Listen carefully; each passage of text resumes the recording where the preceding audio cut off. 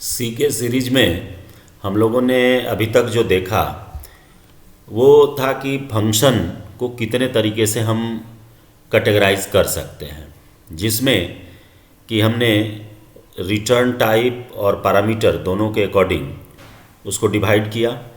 इसके बाद दूसरे पार्ट में हमने आपको बताया कि किस तरीके से पैरामीटर काम करता है और कितने तरह के पैरामीटर्स को सी में यूज करते हैं। इसके बाद तीसरी कैटेगरी जो आती है फंक्शंस की, वो आती है कि फंक्शन अपने बॉडी के अकॉर्डिंग कितने तरह का होता है। तो नॉर्मली जब हम फंक्शन को देखते हैं तो फंक्शन बॉडी के अकॉर्डिंग दो तरह का होता है। एक को कहते हैं आइटरेटिव फंक्शन और दूसरे को कहते हैं रिकर्सिव फंक्शन। तो आइटरेटिव फंक्शन का मतलब हो गया कि वो फंक्शन जो किसी भी तरह के टास्क को यानी रिपीटिटिव टास्क को परफॉर्म करने के लिए यूज करता है आइट्रेशन को यानी लूप को। तो जितने भी प्रोग्राम्स अभी हम लोगों ने देखा अभी तक, उन सारे में किसी भी तरह के रिपीटिटिव ऑपरेशंस के लिए हम लोगों ने लूप लगाया। लेकिन अब हम लोग बात करेंगे इसी के दूसरे पॉइंट्स की, कि जिसमें कि फंक्शन को जब हम देखते हैं तो दूसरा पार्ट उसका होता है रिकर्सन या रिकर्सिव फंक्शन, कि वैसा फंक्शन या वो फंक्शन की बॉडी जो किसी भी तरह के रिपीटिटिव ऑपरेशन को परफॉर्म करने के लिए लूप को यूज नहीं करता है, तो उसको कहते हैं रिकर्सन। और जो फंक्शन इसको यूज करता है उसको कहेंगे रिकर्सिव फंक्शन। तो रिकर्सिव फंक्शन में ऑपरेशन सारा होगा, किसी भी तरह के रिपीटिटिव ऑपरेशंस को हम परफॉर्म करेंगे, लेकिन इसके साथ रिस्ट्रिक्शन यही है कि ये लूप को यूज नहीं करेगा। यानी फंक्शन अपने आप को ही अपने अंदर कॉल करेगा और ये एक लूप का जनरेशन कर लेता है, एक लूप बना लेता है भीतर, और ये सारे तरह के टास्क को परफॉर्म करा देता है। तो इसीलिए इसका नाम दे दिया गया रिकर्सन।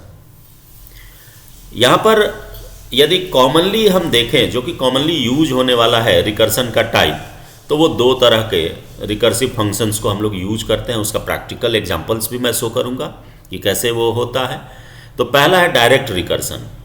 तो डायरेक्ट रिकर्सन का मतलब होता है कि जो फंक्शन अपने आप को अपने अंदर कॉल करे, तो इस तरह के फंक्शंस को, रिकर्सिव फंक्शंस को हम लोग कहेंगे डायरेक्ट रिकर्सिव फंक्शन या डायरेक्ट रिकर्सन।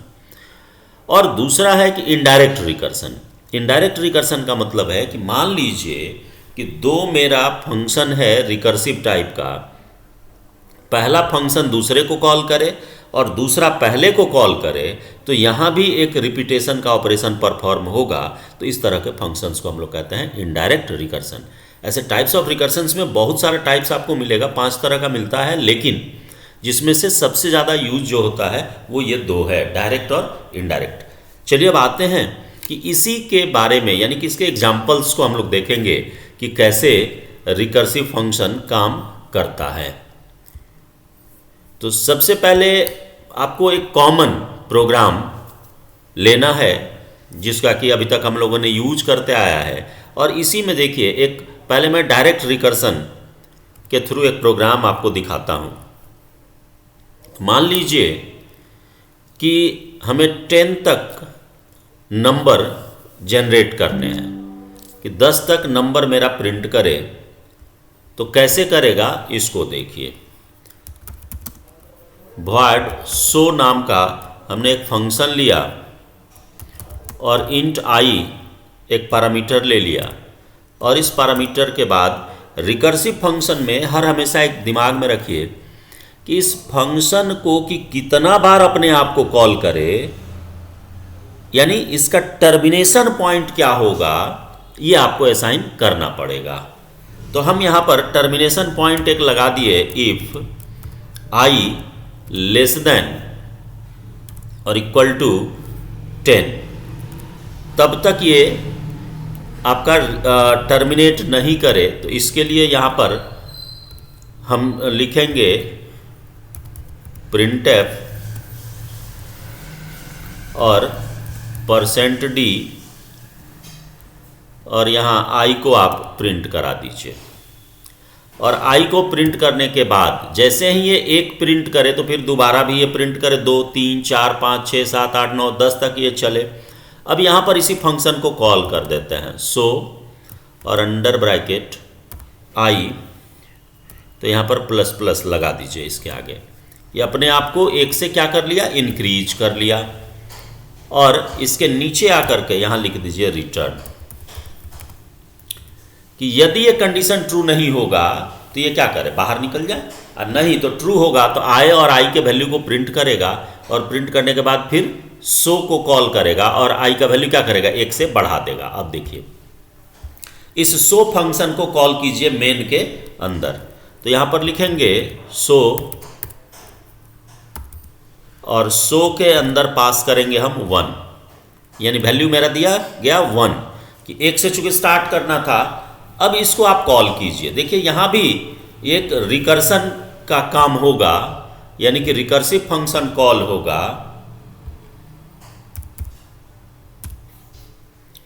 रन करिए, देखिए क्या दिखाता है आपको।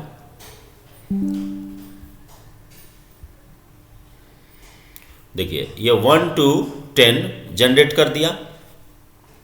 तो यहां पर आप देख रहे हैं कि रिपीटेशन का प्रोसेस है, 1 2 3 4 5 6 7 8 9 और 10। इसके बाद कंट्रोल बाहर निकल गया, लेकिन यहां पर कहीं भी आप लूप का देख रहे हैं कोई यूज हुआ नहीं हुआ। तो ये करता क्या है एक्चुअली, कि देखो पहला बार जो आएगा ये कॉल किया और आकर के आई को प्रिंट करेगा, तो आई का वैल्यू हमने स्टार्टिंग क्या दिया 1 के बाद फिर ये प्लस प्लस किया, तो अभी इसका वैल्यू हो गया 2, और फिर ये आएगा अपने आप को अपने अंदर ही कॉल करेगा, तो फिर यहाँ पर आई का वैल्यू हो गया 2, तो 2 को चेक करेगा कि 10 से लेस है आएगा, 2 को प्रिंट करेगा, फिर 3 4 5 6 कब तक, इक्वल टू 10 तक। आई का वैल्यू जब तक 10 है तब तक 10 नहीं पहुंच जाता है तब तक ये इसको रिपीट करेगा।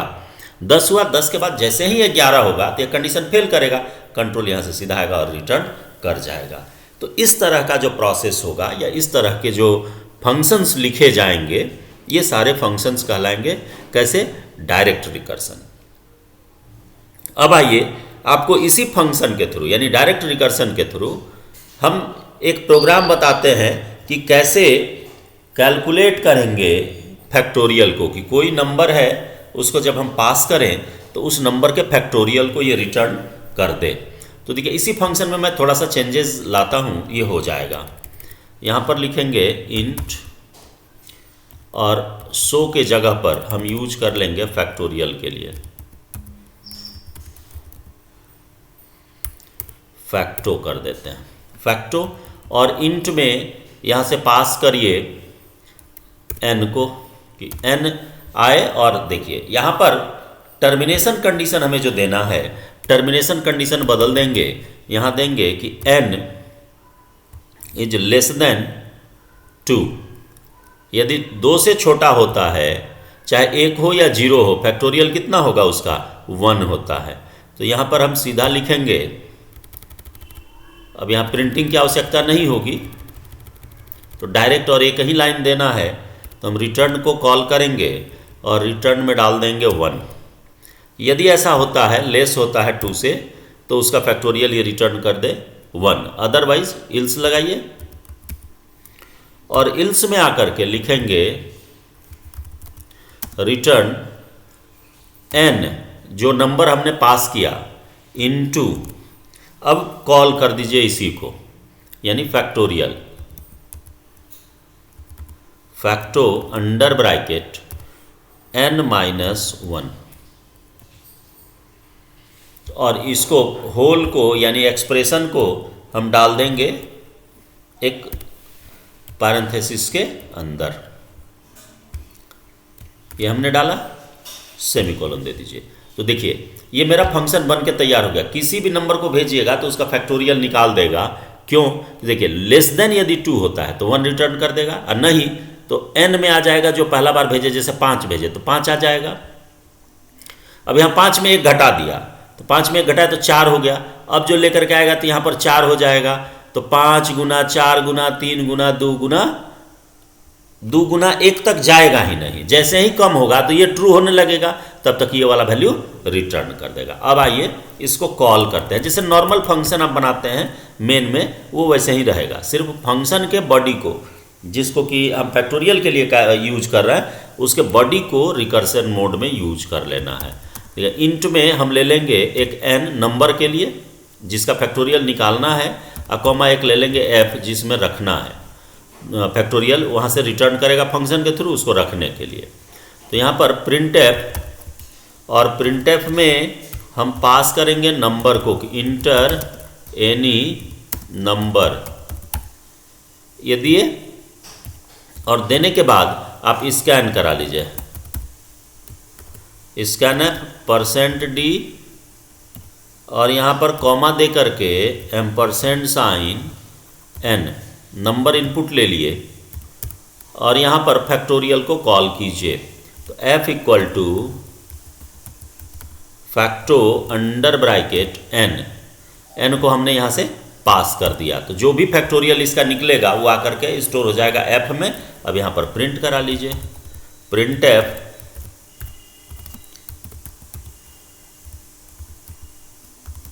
Factorial of %d equal to %d,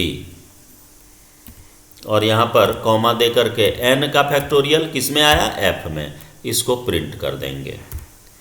ये मेरा प्रोग्राम कंप्लीट हुआ। अब देखिए, अब आप इसको रन कराइए, एग्जीक्यूट, कंपाइल करिए इसको। देखिए यहाँ पर सपोज कीजिए कि हम उसको वैल्यू भेज रहे हैं 5 दिए, इंटर करेंगे। देखिए फैक्टोरियल ऑफ 5 इक्वल टू 120। कोई भी नंबर आप दीजिए उसको ये रिटर्न कर देगा उसका रिजल्ट कैलकुलेट करके। जैसे 4 दिए तो 4 देंगे तो 24, 4 का फैक्टोरियल 24, 1 इंटू 2 इंटू 3 इंटू 4।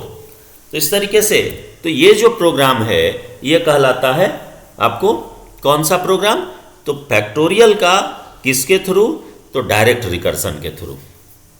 ये डायरेक्ट रिकर्सिव मेथड है जिसको कि हम इस तरीके से यूज कर सकते हैं। अब आइए कि हम इनडायरेक्ट रिकर्सन की बात करते हैं। तो इनडायरेक्ट रिकर्सन में जैसे सपोज कीजिए कि हमको टेबल जनरेट करना है और डायरेक्ट रिकर्सन यूज नहीं करना, इनडायरेक्ट रिकर्सन यूज करना है। तो इसको हम यहाँ से हटा देते हैं, इसको कंट्रोल X किया हमने और नीचे ला करके पेस्ट कर देते हैं, ताकि बाद में हमको जब ज़रूरत पड़ेगा तो हम इसको यूज करेंगे। या आपको टेलीग्राम पर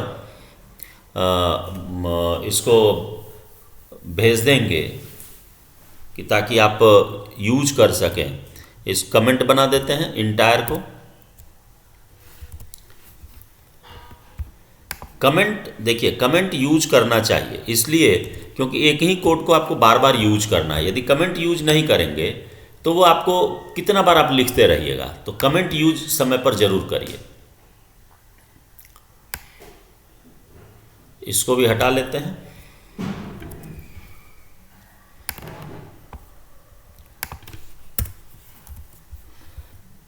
अब आइए ऊपर, और यहां पर अब इनडायरेक्ट की बात करते हैं। यहां पर 2 फंक्शन बनेंगे, पहला फंक्शन दूसरे को कॉल करेगा, दूसरा फिर पहले को कॉल करेगा। तो सपोज कीजिए कि टेबल हमको जनरेट करना है, तो void टेबल, और यहाँ से ब्रैकेट में हम इंट और n ले लिए, कॉमा इंट i ले लेंगे कि i हो गया कि कितना बार लूप चलेगा, तो 1 से 10 तक से वो मल्टीप्लाई करता है, तो इसके लिए ले लिए, और n लिए कि जिसका टेबल हमको जनरेट करना रहेगा। तो यहाँ पर फिर टर्मिनेशन कंडीशन देना नेसेसरी है, याद रखिएगा रिकर्सन में टर्मिनेशन नेसेसरी होता है। तो यहाँ पर हम दे देंगे कि i less than equal to 10 है, तब तक ये क्या होना चाहिए, रिपीट होना चाहिए। तो यहाँ पर आप प्रिंट करा दीजिए printf, और यहाँ वैल्यू हमें दे देना है तो \n लगा दे रहे हैं ताकि अगले लाइन में चले जाए।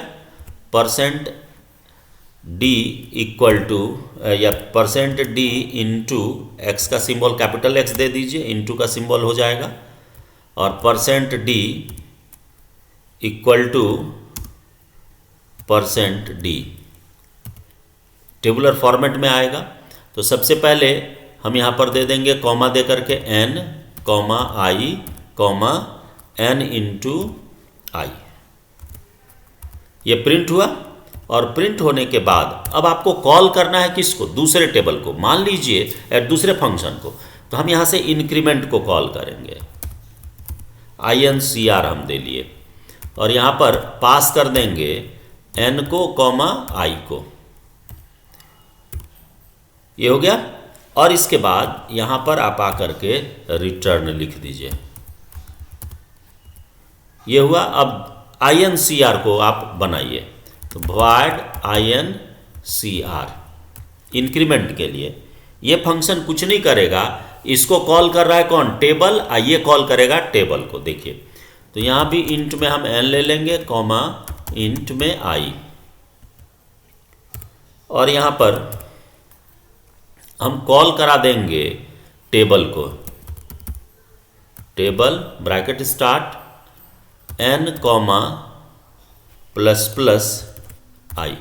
ये सिर्फ i के वैल्यू को इंक्रीज करेगा। देखिए, ये कॉल किया किसको? incr को, और incr जो है ये कॉल किया किसको? टेबल को। अब ये इसको कॉल करेगा, ये इसको कॉल कर रहा है, तो क्या हो गया? इनडायरेक्टली कॉल हो रहा है। अब यहाँ पर वेरिएबल आप ले लीजिए इंट n, जिसका कि टेबल आपको जनरेट करना है। printf इंटर एनी नंबर, और स्कैन करिए, स्कैनर %d और कॉमा दे करके यहाँ पर दे दीजिए एड्रेस ऑफ n, और नीचे आप पास कीजिए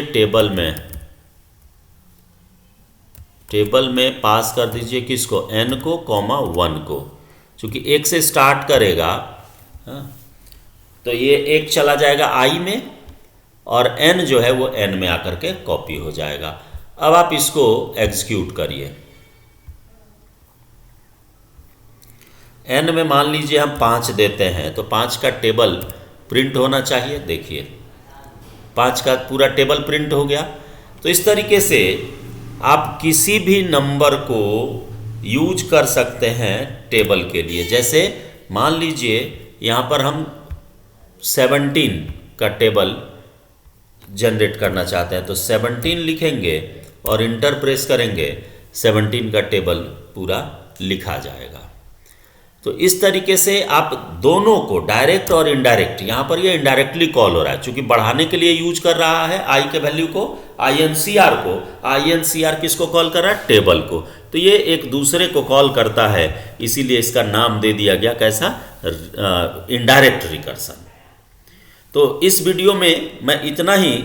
तो अब आप ये कमेंट करके बताइएगा कि आपको ये कैसा लगा, और रिकर्सन समझने में यदि कोई परेशानी है तो आप मैसेज करिए, मैं उसका रिप्लाई दूंगा।